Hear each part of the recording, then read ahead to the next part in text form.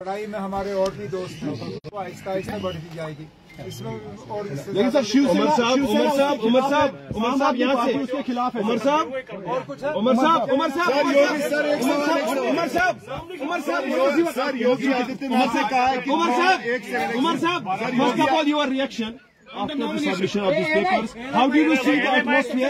The national conference is hopeful that they will win this one. 20 साल के बाद मैंने लोकसभा के अपना नॉमिनेशन पेपर भरा। यहाँ तक के 10 साल के अरसे के बाद मैंने किसी तरह का नॉमिनेशन पेपर भरा हुआ। इससे पता चल जाता है कि जम्मू कश्मीर में जमहूरियत का क्या हाल है। इससे पहले असेंबली इलेक्शन जो है वो 2014 में हुए। लगातार 10 साल से अब जो है जम्मू कश्मीर में असेंबली इलेक्शन हुए और ये जो आने वाला पार्लिमानी इलेक्शन है इसकी अहमियत इसमें है कि 5 अगस्त 2019 के बाद ये पहला बड़ा इलेक्शन है जम्मू कश्मीर में।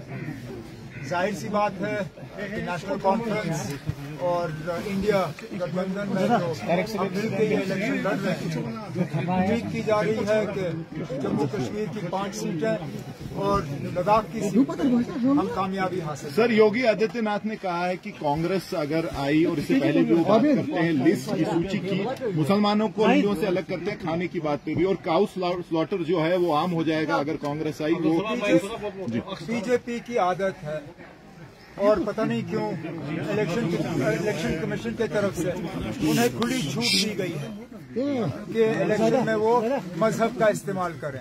साथियों को तो कहा जाता है कि मॉडल कोड ऑफ कंडक्ट के तहत आप इलेक्शन में मजहब का इस्तेमाल नहीं कर सकते हो, न वोट मांगने के लिए न लोगों को लड़वाने के लिए।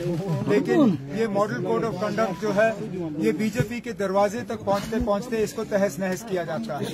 आप जो भी देखें बीजेपी के जो स्टार कैंपेनर्स हैं वो बार बार न सिर्फ मजहब का इस्तेमाल करते हैं बल्कि लोगों को अलग अलग जो है उनको तकसीम करने की एक लगातार कोशिश की जा रही है, चाहे वो मंगलसूत्र के नाम पे, चाहे जमीन के नाम पे, चाहे काउ स्लॉटर के नाम पे।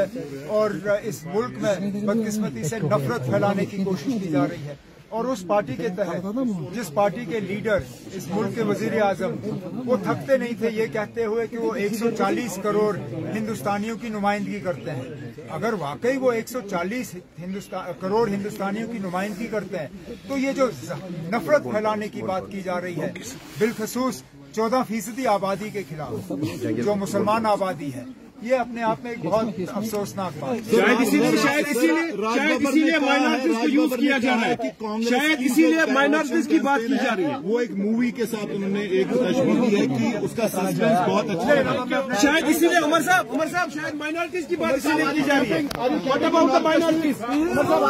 North Kashmir for campaign.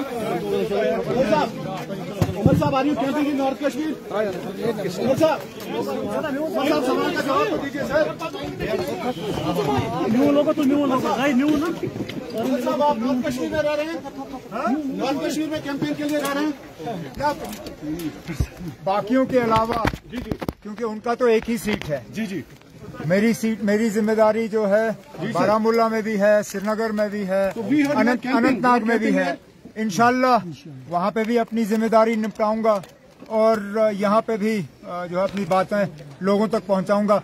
मुझे ना इसमें किसी के सर्टिफिकेट की जरूरत नहीं है। कुपवारा के लोग जो हैं मेरे खत्म करने दीजिए ना आप। कुपवारा के लोगों को मेरे काम करने का तरीका जो है परसों पता चल गया। मजबूरन फिर मेरे खिलाफ जो इलेक्शन लड़ रहा है जिसकी आप बार बार बात कर रहे हैं उनको नाइट सूट में बाहर आना पड़ा। जबरदस्ती उसको घसीट के बाहर लिया गया क्योंकि उसको पता चला कि मैं जो फ्लड से मुतासिर लोग हैं उन तक पहुंचने का काम कर रहा हूं। ये पहले से मेरा काम करने का तरीका रहा है, इंशाल्लाह आगे भी रहेगा।